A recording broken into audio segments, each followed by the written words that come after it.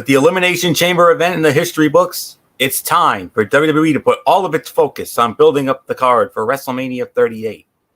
Saturday's event only saw one title change hands, but it was a big one. After Bobby Lashley was unable to compete in the Elimination Chamber, Brock Lesnar proceeded to eliminate the other four competitors to claim the WWE Championship once again. We also saw Bianca Belair pick up a hard-fought win inside the chamber by last eliminating the returning Alexa Bliss. This earned her a shot at Becky Lynch and the Raw Women's Championship at WrestleMania. Tonight's Raw dealt with all the fallout from Saturday's show and began the final stretch on the road to WrestleMania. Let's take a look at what happened on this edition of Monday Night Raw for this is Ridiculously Raw. Hello, friends, and welcome to Ridiculously Raw, the most must-see show on YouTube and StreamYard.com today. I am your host, Anthony Florio, and I am joined, as always, by good old MF Michael Fletcher. We are awaiting, perhaps, the Phenom Michael Bullock. I don't know where he is. We did not have a Monday Night Raw chat this evening, but if he comes in, we'll do what we always do. We'll catch him up on what he missed. If not, then we hope to have him back with us Wednesday night for Wednesday Night Mayhem. A big night tonight as we officially start the road to WrestleMania 38. I mean, all roads lead to AT&T Stadium in Jerry World. AT&T Stadium, Arlington, Texas, outside of Dallas, the home of the Dallas Cowboys. And it was also another big night because this tonight marked the 1,500th episode of Monday Night Raw. This is episode 1,500. Wow, if you can believe that. And we did it, and we had it tonight from the Colonial Life Arena in Columbia, South Carolina, on the campus of the University of South Carolina Gamecocks. And we started it off with the new WWE Champion, Brock Lesnar. He cuts a promo and is then interrupted by his former advocate, the special counsel for the tribal chief, Roman Reigns, that being Paul Heyman. And Paul Heyman drops a nuke on all of us, throws a curveball at us, and he announced that Brock Lesnar is scheduled to defend the WWE Championship on Saturday night, March the 5th, at a live event in the world's most famous arena, Madison Square Garden. They're saying Bobby Lashley, but if the news about Bobby Lashley is true, it's obviously not going to be Bobby Lashley. But it sounds to me like whether it's Bobby Lashley or not, there will be a WWE Championship match with Brock Lesnar defending in Madison Square Garden. So even when he is by himself, WWE finds a way to have Paul Heyman interact with Brock Lesnar. However, the Beast does not appear to need his help. The new WWE Champion was over with the crowd and seemed more comfortable on the mic than he has been in past years. Babyface Lesnar is something fresh, and the fans seem to be digging it. This segment was fine, but it didn't need to open the show since nothing major happened as a result of what we saw here.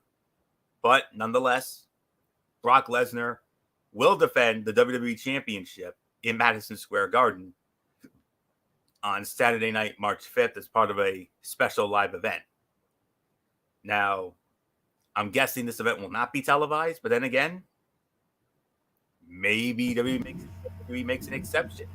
And they actually, from what I heard, and this is actually something that I'm actually heard rumors about, Anthony, get ready for this. WWE Network Special Saturday night's main event is coming back. Whoa. Yes. And now I have heard that they were bringing back Saturday night's main event for live events, for like house shows and whatnot. But they do this. This will be a network special. Just a network special, not like a pay-per-view, not a premiere event. This is not this is like WWE saying that they're going to do a Saturday night's main event, one geared for Raw and one geared for SmackDown. And that one for Raw is actually the show at Madison Square Garden. That's something. So we'll definitely keep an eye on this. No doubt about that. But the segment may have been okay, but that's definitely a bomb, to say the very least. So there isn't much more to say on this. Let's get into our first match of the night, which was a non-title match. The Raw Tag Team Champions, the Alpha Academy, Chad Gable and Otis, squaring off against the Street Profits. Winners of the match in 9 minutes and 5 seconds. The Raw Tag Team Champions, the Alpha Academy, Chad Gable and Otis. They win it in 9:05. And I'll tell you, one of the top matches of the night here, no question about this. I'm going to give this in excess of 3 to 3 1/4. The finish to this match was a little wonky, but it's a specific kind of dirty finish we don't see too often. So it wasn't like it was the usual DQ stuff we get. This was a fun tag team match that showed off why these teams both deserve the spotlight in 2022. If WWE puts effort behind its tag team division, it can compete with any other company on the planet. And how about Angelo Dawkins hitting that tope con hilo and Montez Ford almost slamming Otis were the biggest highlights of this bout. So there is no ifs, ands, or buts about this. 3 to 3 1/4 stars. And MF, yes, the Alpha Academy continues to roll here, but you got to give it up for the Profits, man. I mean, Angelo Dawkins doing a tope con hilo, and Montez Ford almost body slamming Otis like Hogan did to Andre at WrestleMania 3 35 years ago. If you had told me they were going to do that, I would have said no way. But they did. But 3 to 3 1/4 stars, MF. I mean, I still can't get over those couple of Street Profit spots. I still can't get over Angelo Dawkins doing a tope con hilo and Montez Ford almost having a Hogan and Andre moment. Wow. Yeah, that was, oh my goodness. Like, that would have been insane. Fans would have freaked out.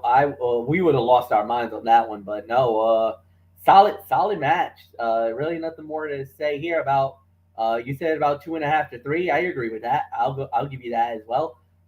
It was all right. It was all right. So there was really nothing more to say. And yeah, Anthony, it's yours. I actually gave it 3 to 3 1/4, but well, I'll give it 3. All right, fair enough. How about this for a fun tag team match, MF, as you started off? We had the Dirty Dogs, Dolph Ziggler and Robert Roode, squaring off against two former multi-time NXT champions. A special appearance by Tommaso Ciampa. And we were like, okay, who's his partner going to be? Finn Balor. Whoa. And that's not the last time you're going to be hearing Finn Balor's name tonight. Winners of the match, 9 minutes and 15 seconds. Tommaso Ciampa, Finn Balor, and Ciampa wins it with a roll-up move or whatever. But nonetheless, MF, I mean, two of the greatest NXT champions of all time, Ciampa and Balor, and obviously Ciampa needed to win more going into the huge match with Ziggler tomorrow night on NXT 2.0. Well, obviously this was a parlay to NXT 2.0, and it's nice exposure for Ciampa. A lot of fans may remember Ciampa was there just a brief little bit on the main roster, not in a big capacity, but he was there a little bit with Johnny Gargano, and now, you know, that's, you know, we'll just have to wait and see. So, I don't know what to say. This was interesting to say, so nothing more to say. Florio, it's yours. Yeah. Another 3 to 3.25 star match. WWE put on 2 solid tag matches in a row, but this one was a little different because it was done to help drive a feud from NXT 2.0, not something that will play out on Raw. Finn Balor and Tommaso Ciampa work well together as rivals and partners. As usual, Ziggler and Rude made everything they did look as smooth as silk. This was good work from start to finish. It's cool to see Ciampa show up on Raw from time to time, but WWE has gotten a little too relaxed with the brand split. It either needs to end it or reinforce the barriers between shows. So, not going to get into that really. And now we move on to Miz TV segment. Miz was interrupted by the Mysterios, Rey and Dominic, and he announced his quote-unquote new tag team partner. And unfortunately, folks, our worst nightmare has become a reality. So much and so that it made Luigi PS3 turn off Raw tonight if you didn't see her YouTube video. That's how angry a lot of people are, including Luge herself. And Luge doesn't really get all that angry that much. But, she was not happy tonight. Because of the fact that at WrestleMania, it will be the Mysterios in a tag team match versus The Miz and Logan Paul. Yep, it's going to happen. Miz and Logan Paul against the Mysterios at WrestleMania. Luge saw that and Luge said, I'm done. And not in a fun and exciting way as good old MF did it last summer when John Cena came back. Oh no. She was literally done, as in, I'm pissed, I'm out. No more. So, at least they figured out that Logan Paul is a heel, though you can't rule out the possibility that he may punch out Miz coming out of the match. But the segment put good heat on the Miz and Paul. But here's the thing. You heard Miz say the word dashing, as in a certain someone who just left, who helped build AEW to where it is today. The man who pretty much laid down the foundation for AEW, and he left. Talking about Cody Rhodes. And Miz's Cody teases, the Cody tease was definitely my favorite part of that. When I heard him say dashing, I'm like, if it's Cody Rhodes, okay, then we got something. If it had been Miz and Cody Rhodes against the Mysterios, that would have been a WrestleMania moment. But Logan Paul, yep. And of course, it's obvious that Johnny Knoxville is going to be on the show too. The hot rumor going around is that he's going to challenge Sami Zayn for the Intercontinental Heavyweight Championship, which will completely devalue that title more than ever, especially if, God forbid, Knoxville wins it. It's David Arquette 2.0 all over again. So, not really much to say there. So, we're not even going to dignify that with a comment. So, Ria Ripley against Nikki Ash. Ria Ripley wins the match, 2 minutes and 35 seconds. Match was short, made Nikki look weak as a competitor. It made Ria look strong, but she always comes across as a dominant competitor. She didn't need to squash her former partner. If anything, all this did was drop Nikki's stock because Ripley already had great performances in the gauntlet match last week and in the chamber on Saturday. She really doesn't benefit from this win, to be honest with you.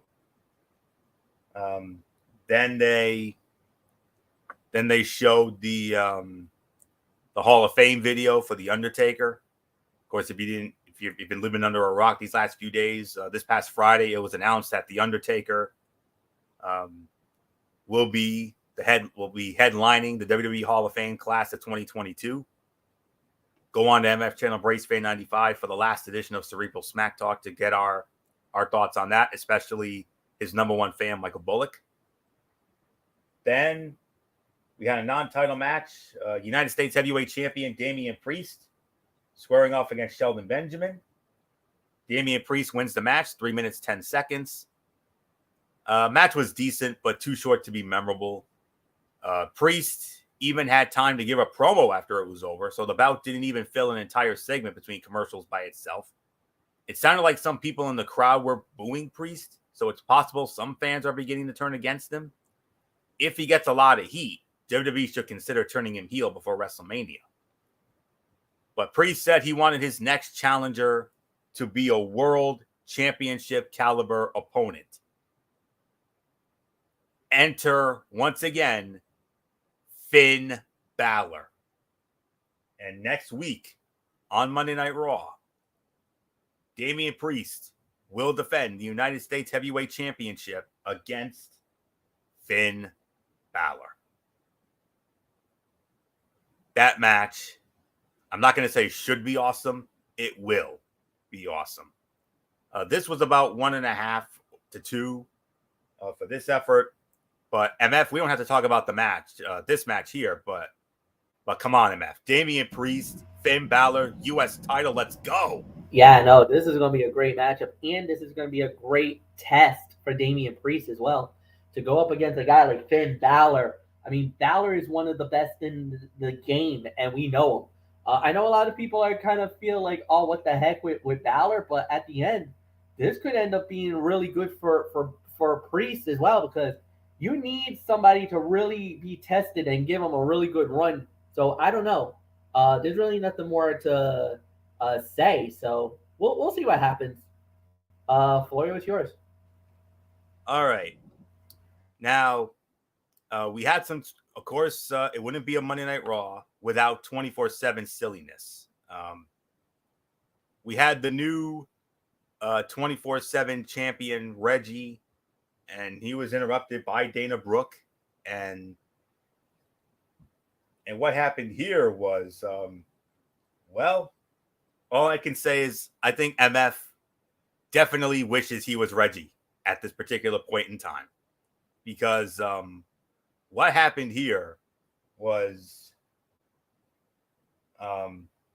we thought that Reggie was going to Reggie laid down, let Dana cover him, but he kicked out at 2. Told her he was kidding. Covered her again. Another kick out at 2. And then Reggie pinned him. And then Reggie said, do it again. But this time, Dana Brooke puts the lip lock on Reggie. And Dana Brooke gets the 1, 2, 3. All it takes is a little lip lock, and bada boom, Dana Brooke is once again the 24/7 champion. And all I know is all the fun we would have had on commentary, especially MF. MF would have been gurring like a madman and the whole 9 yards. Damn it, Reggie, that should have been me. Thank you. That's what I was waiting for. You would have been gurring like a madman, MF, and we would have been like, all right, we need to get an oxygen tank for MF because he's about to lose his mind. Because it's no secret, MF has had a thing for Dana Brooke for dear this long, and I know that definitely that might have been your all-time favorite Dana Brooke moment, MF. She outsmarted him. She outsmarted Reggie. And the thing is that she really, I don't know, I honestly think she genuinely fell for Reggie more than anything else. Because I know she was saying, oh, I just want to be a friend and this and that and blah, blah, blah, blah, blah. But if you really think about it, oh boy. So at the end of the day, yeah, there you go. Big win for Dana. She gets the belt back. Look, we're gonna have to wait and see how this plays out. But all we know is that, yeah, Dana at the time was the longest reigning 24/7 champion we've ever had. So I mean, we'll just wait and see how it plays out. But this is gonna be interesting because at least now it's focused on them two. You know, yes, you're gonna have Tamina, you're gonna have R-Truth and Akira Tozawa. They're gonna be in it, no doubt. But right now, 24/7 is really revolved around Reggie and Dana right now. And, she felt burned, which I think we all could agree. She felt burned by Reggie for what he did to her on Valentine's Day. And think about this, 1 week later, she was like, okay, Reggie's playing with her. You're like, oh, come on, Dana, don't you see what's going on? No, she outsmarted him and did it in the most wow way for me to, even like we said, even in commentary, I would have been like, oh my God. And then the grrr. Yeah, once that 3 happens, I'm like, what are you? Oh my God. Yeah. This is the way it is nowadays. But if they had done anything like this back in the days where, we were on the stage announce table, a la JR and King, I would have channeled my inner Jerry the King Lawler and said, look, MF, look, it's the two-tone tango. Yeah. Like Jerry Lawler would have said. Oh my God. Oh my God. Yeah. That's what I would just say is, oh my God. By God, King. Yeah. Yeah. So, but unbelievable, man. Unreal. And that was, yeah. I'm sure your heart's still racing just thinking about it, MF. I mean, yeah, it is. I'm trying to find that clip on YouTube right now.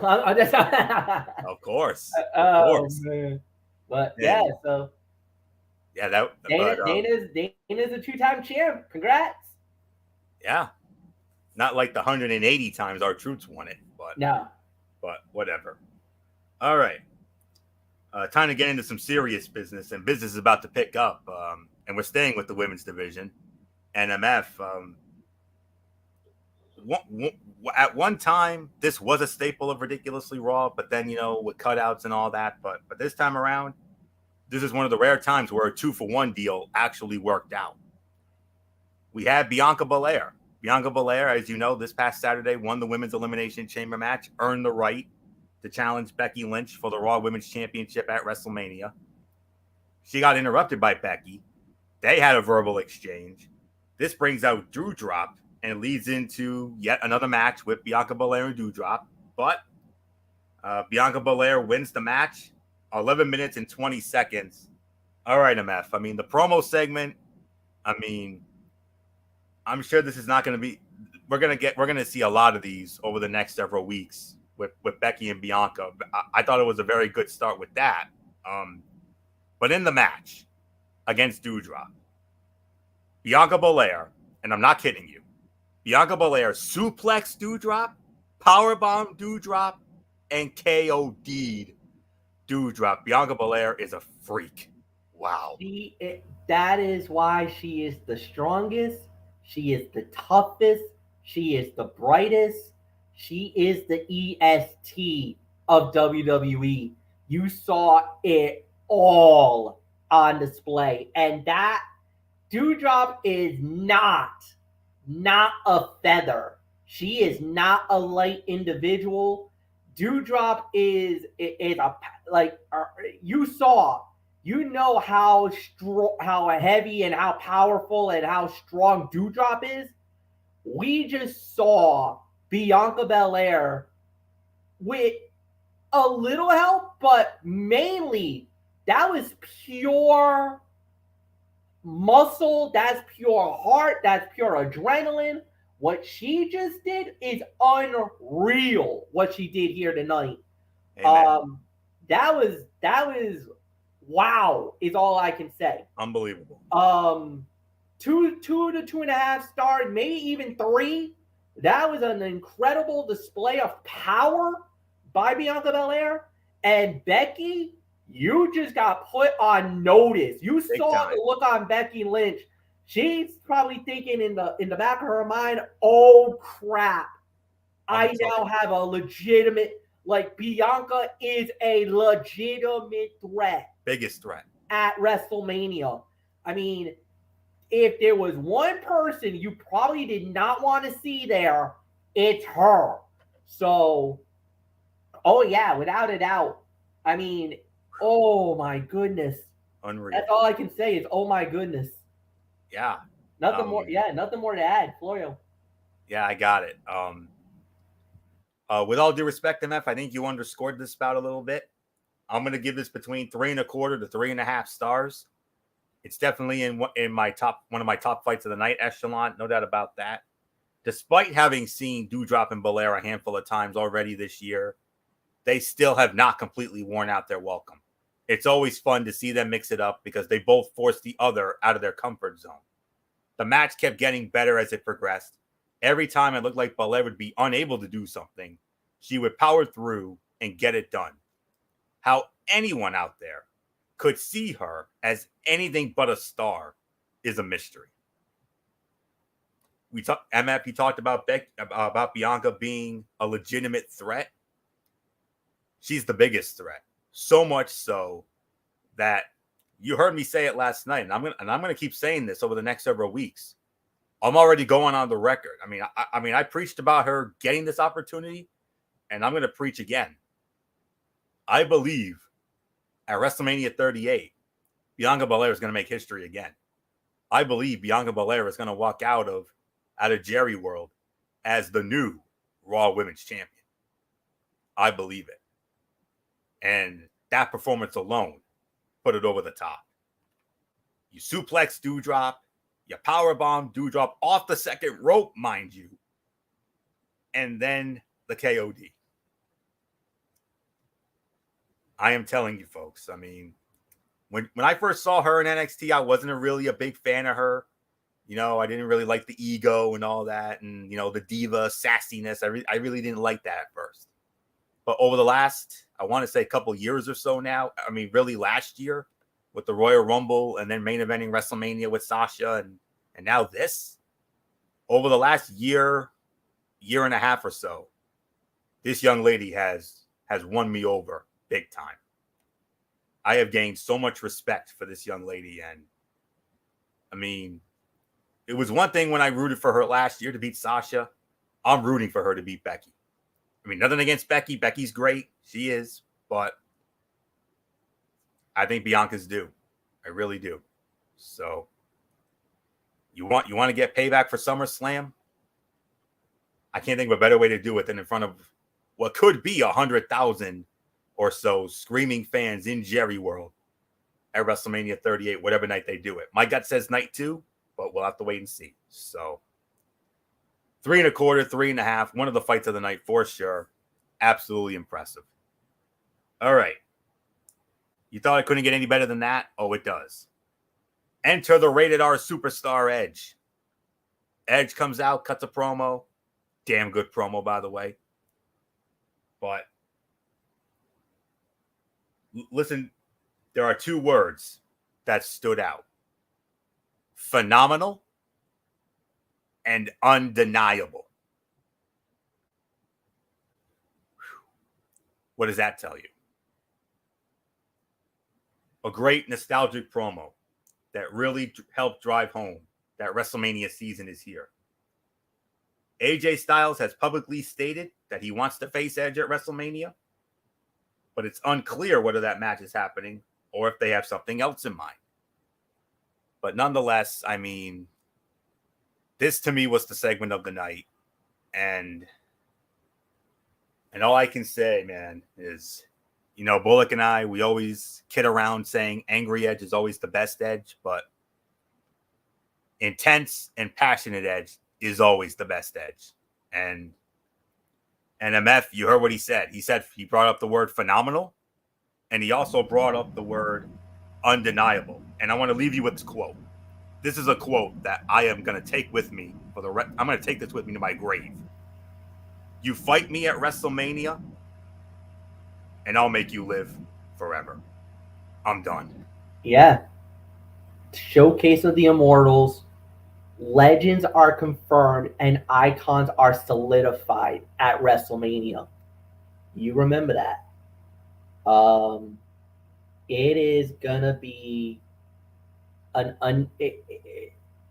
it is AJ, because remember, he open challenged anybody to that match, so anybody can take the fight. Doesn't necessarily have to be AJ. Even though he dropped the hints that he would prefer to have a AJ Styles, that doesn't necessarily mean he does get AJ. Anybody can call that. If it's AJ, this would be an incredible match. Show stealer. I mean, it's AJ Styles is the one guy that anybody would want to face at WrestleMania. I mean, he's that good. He's one of the best in the game. So for Edge to say that, that I need WrestleMania, absolutely. We want the best of the best there. You want the best stars in the game to take on the best.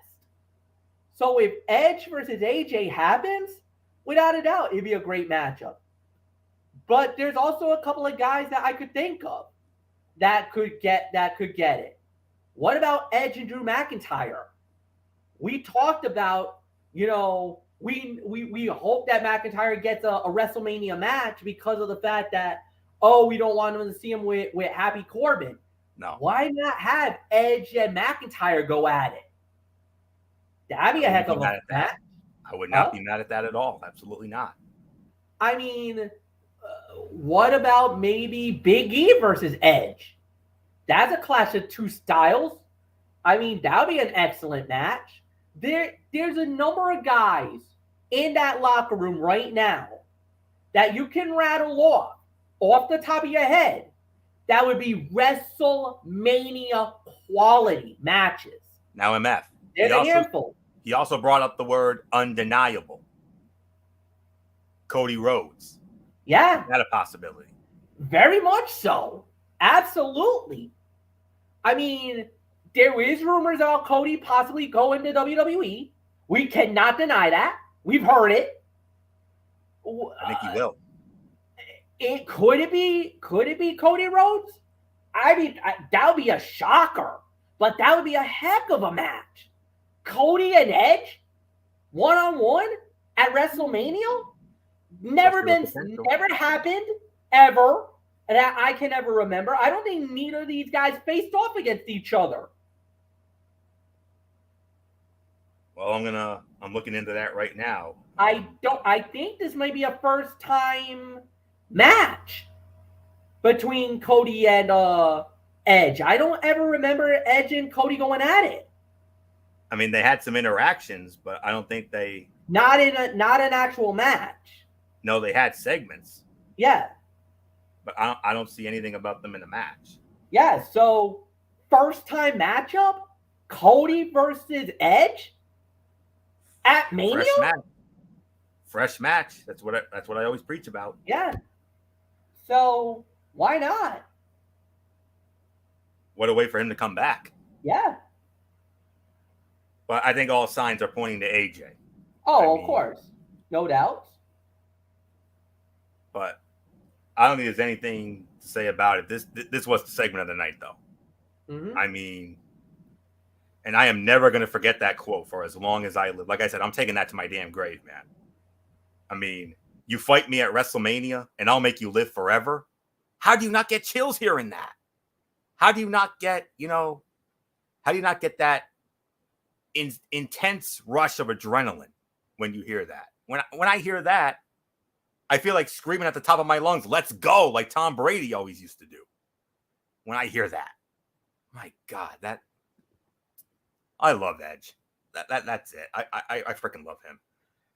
That's it. So, all right, main event time and implications in this one. Raw Tag Team Championship implications in this one. It was announced that in 2 weeks on Monday Night Raw, on March 7th, that RK Bro will get their rematch for the Raw Tag Team Championship against the Alpha Academy. But RK Bro had some business to tend to here. They squared off against Seth Rollins and Kevin Owens. If Seth Rollins and Kevin Owens win this match, Rollins and Owens will be added to that match, thus making it a triple threat match. Winners of the match 12 minutes and 40 seconds. Seth Rollins and Kevin Owens. They are in. So, I mean, MF, I don't think there's anything else to say except 2 weeks, March 7th, triple threat match. Alpha Academy, RK Bro, Seth Rollins and Kevin Owens for the Raw Tag Team Championship. Business is about to pick up in the Raw Tag Team division. I think we're going to have new champions. I honestly think Kevin Owens and Seth Rollins are walking out as new tag team champions. I actually am going to predict that they're going to win the belts and they're going to WrestleMania as the Raw Tag Team Champions. I just don't see because because remember what we were talking about the possible rumors of RK Bro maybe splitting up and whatever. I think that's going to happen. So I think RK Bro is about to have an implosion, and we're going to see them fight at WrestleMania. Alpha Academy, I think, are going to lose the belts. And if you think about it, Rollins and Owens are getting over by the crowd. You hear the crowd with Rollins doing the oh. They're starting to fall it. They're starting to like this Rollins character. I think Rollins and Owens are going to be the baby faces of this group. And I can't believe I'm about to say this. I think they're going to win the belts in 2 weeks. I think they're going to be the next Raw Tag Team Champions, Florio. Solid main event. 3 to 3.5 stars is yours. Fight of the night for me. I'm giving this 3.5 to 3 3/4 of a star. As expected, this was a fun back and forth exchange with 4 entertaining athletes. Seeing Kevin Owens and Seth Rollins get the win helped close the show on a high note. Randy Orton and Riddle's time as a team needs to come to an end soon. Both guys are better off as individuals, and the tag team division will not suffer without them. Rollins and Owens, on the other hand, as MF said, could be our next Raw Tag Champs. With how over Rollins is with the crowd right now, it would make sense for management to put a belt on him. Really good action from start to finish. But here's the thing, though. There have been rumors going around MF that with Kevin Owens, bad mouthing the state of Texas, there have been rumors running rampant that we could see something we haven't seen in almost 20 years. And that I heard Stone Cold Steve Austin coming out of retirement for a match. I heard about that. Yes. Could you imagine that? I heard about that. I mean, he hasn't wrestled a match since WrestleMania 19 against The Rock. We all remember that. One of the many highlights of one of the greatest WrestleManias of all time. Easily a top 5 WrestleMania and a personal favorite WrestleMania of myself and MF. We had so much fun with that WrestleMania back in the day. Trust me when I tell you. But, I mean, maybe there's a change of plans regarding what he's doing. But he dropped another bad mouth on the state of Texas. So, I mean, if that were to happen, I will literally mark the F out. That is all I'm going to say. I mean, you thought that Jerry World popped when he showed up for that little impromptu moment at WrestleMania 32? Oh, nah, honey. It's going to be an even bigger pop, especially if he's ready to fight. Oh, wow. But anyways, 3.5 to 3 3/4 of a star. This was the fight of the night for me. So the only thing I can say going into the overall review is this was a solid show that set the table for some WrestleMania matches. Had some good wrestling with some hot and cold segments mixed in throughout. Didn't feel much like a post-pay-per-view show, but it did accomplish a few things to set up WrestleMania matches. We had some newsworthy moments. Fight of the night, no question about it, was the main event.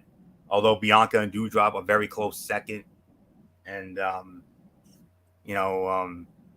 had a couple of good matches at the beginning. We had 4 quality matches on this show tonight. Those first couple of tag team matches that started the night with the Street Profits against Alpha Academy and Ciampa and Balor against the Dirty Dogs. And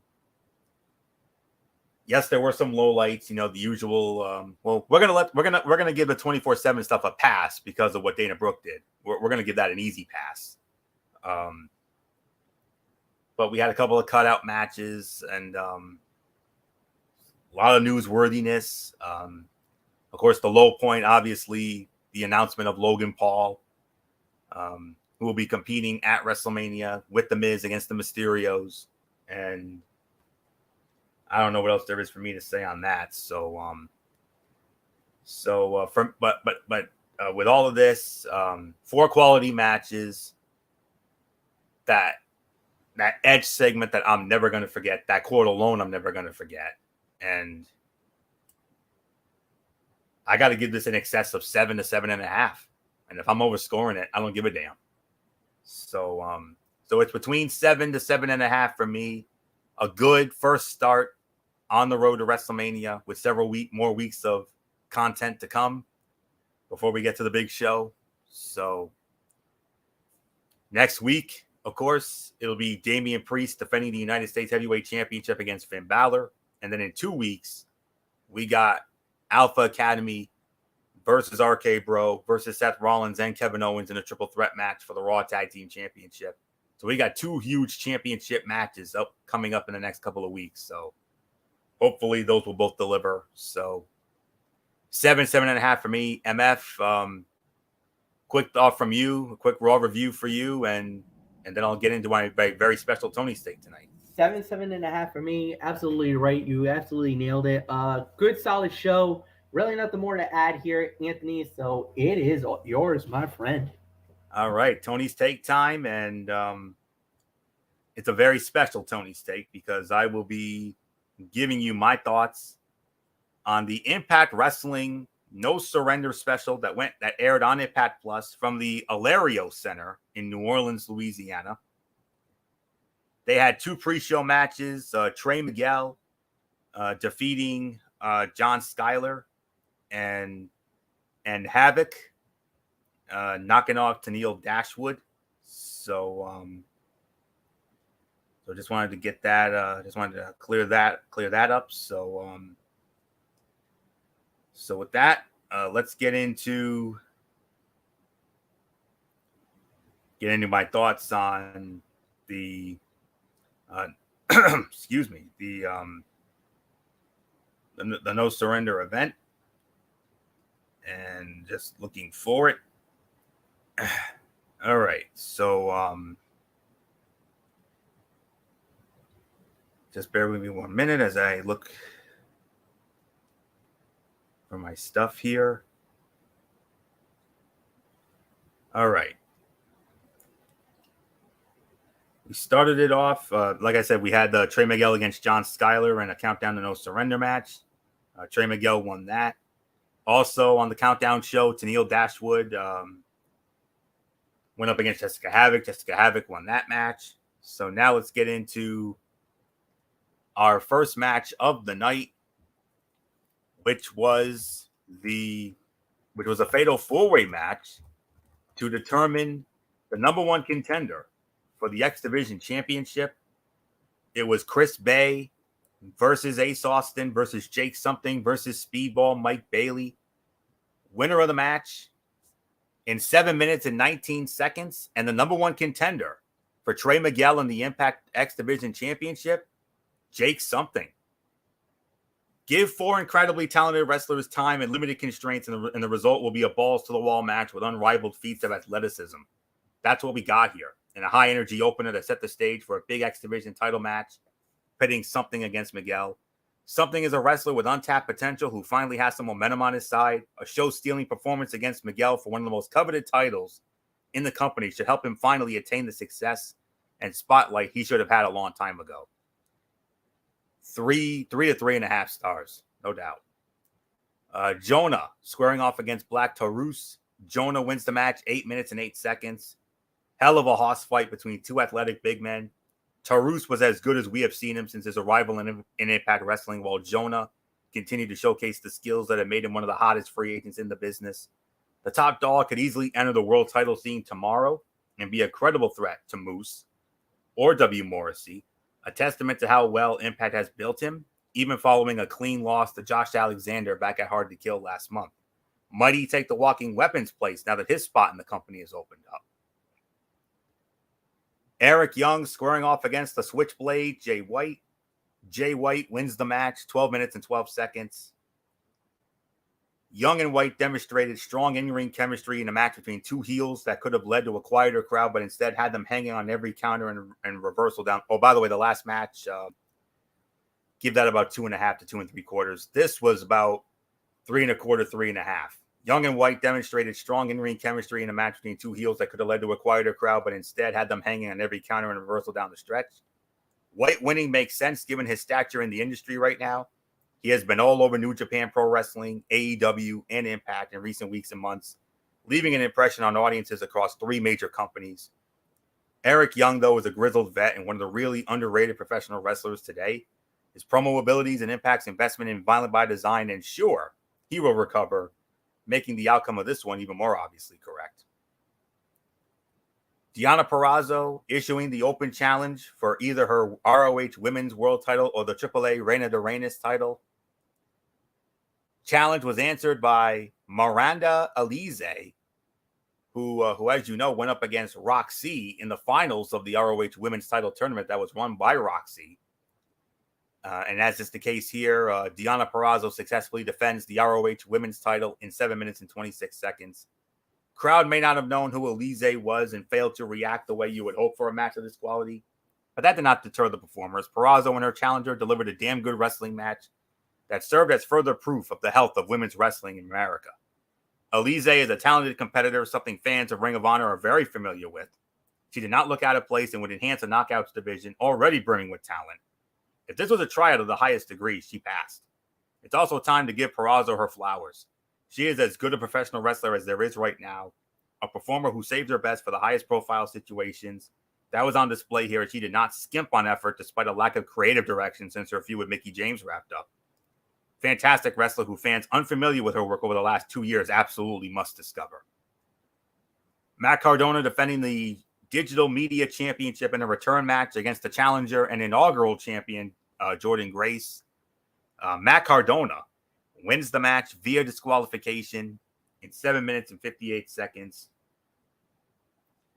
By the way, the last match I will give about 2.5 to 3 stars. This one, about 2.5, 2 3/4. Cardona is doing the best work of his career right now across several different promotions. Long presented as a babyface, he has found the key to success in the form of a heel turn that allows him to be the cowardly, sneaky, insufferable villain. He trash talks fans, brags about taking shortcuts, and when the time comes, sells his ass off for the fired up babyface. That babyface here was Jordan Grace, who was a phenomenal wrestler and had no problem hanging in there with Cardona. She is a great performer and could easily fit right in on any major wrestling show. Her work with Cardona has been fantastic, and given the finish of this one, it will continue. She may not get the title back when all is said and done, but Grace's star will burn brighter, thanks both to her red-hot opponent and her own stellar work. World Tag Team Championship on the line. The Good Brothers defending against the Gorillas of Destiny, MF's boys, Tama Tonga and Tonga Loa. Winners of the match in 12 minutes and 19 seconds. And still the Impact World Tag Team Champions, the Good Brothers. MF, if you had any more reason to hate Jay White, you're going to hate him even more when I tell you what he did. He turned on the Gorillas of Destiny and basically booted them out of the Bullet Club. So I guess you could say the new Bullet Club is Jay White, Chris Bay, and the Good Brothers. But 3.5 stars, though, still. Given the fact that Tama Tonga was a founding member of Bullet Club, his public dismissal from the faction here is big news that will have long-reaching effects on New Japan storytelling. Jay White, who was criticized for not having his fingerprints on the faction, made the decision by way of his Blade Runner, leaving no doubt as to who the leader is. The match itself was really good, arguably the best of the Good Brothers Impact run. They were clearly motivated and delivered the hard-hitting physical match you hope for out of a grudge match like this. The GOD lived up to their reputations, and the result was a hot match with an exclamation point of an angle to close it out. Knockouts Championship on the line. Mickie James defending against Tasha Steelz. Mickie James successfully defends the title, 10 minutes and 28 seconds. 3-3.25. A night of above average professional wrestling continued with this one, a competitive match that proves Steels belongs in the title picture as a singles competitor, and that Chelsea Green is absolutely going to cost James the title sooner rather than later. Mickie James continues to excel, doing some of the best work of her career in this latest run with Impact. It was too soon to take the title off of her, but Steels needed to be protected. The finish solved that problem and suggests a three-way dance may be on the horizon. Impact, and this one was I gave that about 3-3.25. All right. Impact World Heavyweight Championship, Moose versus W. Morrissey. Moose successfully defends the title, 12 minutes and 21 seconds. 3.25, 3.5. This was an all-out war of attrition between two guys content with beating the hell out of each other. Fantastic match that far exceeded every expectation. It put over the desire of both men to be champion, as well as the intense dislike that existed between them. The strikes were brutal, the moves punishing, and the high spots awe-inspiring. Neither man did more than they had to, but made the offense they executed count. In the end, it took Moose 4 spears to finally put Morrissey away. That booking decision enhances the challenger's stature and put over Moose's willingness to do what is necessary to secure the W. Where this leaves Morrissey moving forward remains to be seen. But Moose is very clearly the undisputed top dog in Impact Wrestling. Main event time, Honor No More versus Team Impact. If Team Honor No More wins, they stay in Impact Wrestling. If they lose, they're gone. Winners of the match in 23 minutes and 17 seconds. Honor No More. And what happened? Eddie Edwards. Eddie Edwards turns his back on Impact Wrestling and screws over Team Impact. He is now aligned with Honor No More, which makes sense from a creative standpoint because, of course, we all know Eddie Edwards, former mainstay of Ring of Honor. MF knows that more than I do. With all the history he made down there, I think he won every title there was to win in Ring of Honor. So, and that's exactly what happened here. So, fight of the night, 4.25, 4.5 stars. Wild, chaotic, and a ton of fun. But it was the swerve and the closing moments of it that will have the longest reaching effect on Impact Wrestling. For the last 2 or 3 years, we have listened to everyone refer to Eddie Edwards as the heart and soul of the company. He has been the moral compass, its white knight. He has been the guts of Impact and its most ardent defender. Betraying all of that and siding with Honor No More, a collection of stars he previously performed alongside during his days with ROH, freshens up a character who needed it and changes everything we thought we knew about Impact. How will the rest of the roster react? Did his wife Alicia know about his intentions? How loud and obnoxiously great will the I told you so be when Sami Callihan returns from injury and confronts his longtime rival? Those questions remain to be answered, but for now, Impact is under siege by a group of invaders now led by the one man who once bled the red, black, and white of the company. Like I said, 4.25 to 4.5 stars. Very good show overall. I'm giving this a solid 8 to 8.5. I mean, main event stole the damn show. Very surprised they went with that main event because, you know, it's always about the world title, but no, it happened here. So great night all around. And believe it or not, the next Impact Plus special is also going to be on Saturday, March 5th. And it'll be Sacrifice, I believe. So I'll have more on that in the next couple of weeks or so. So that will put the bow on this edition of Ridiculously Raw. We want to thank you all so very much for tuning in. We'll be back with you Wednesday night over on MF's channel, Bracebay 95, 10:30 for another all-new edition of Wednesday Night Mayhem as we will review NXT 2.0 and AEW Dynamite. Thursday, God willing, we will have Strictly Sports. The docket we were supposed to get into last week, minus one little detail. We'll get into that on Thursday night. Friday, of course, we'll be back at our normal time of 11 p.m. for the Cerebral Smack Talk. Friday night SmackDown and AEW Rampage back in their usual order. And then we'll do it all again right here next week as we continue on the road to WrestleMania 38. So that's it. So until Wednesday night, for the Wednesday Night Mayhem over on the MX channel, Bracebay 95, this is Anthony Florio here For good old MF Michael Fletcher, and in spirit, the Phenom Michael Bullock, and the Twisted Angel and First Lady of the Wrestling Forum, Beauty Woodson. You know the routine, everybody. Thumbs up. Talk to you later. Yeah, Thor to Fortune 4 style. Bye for now, my friends. God bless. Be good to each other. Have a blessed couple of days. And until Wednesday night, on Wednesday Night Mayhem, you've been watching Ridiculously Raw right here on the Tone 25 on YouTube and StreamYard.com. And remember, my friends, no matter what anyone tells you, beyond anything else, wrestling is indeed actually real. For everybody who has been a part of this one, for now, Anthony Florio. So long. Bye, everybody. Bye.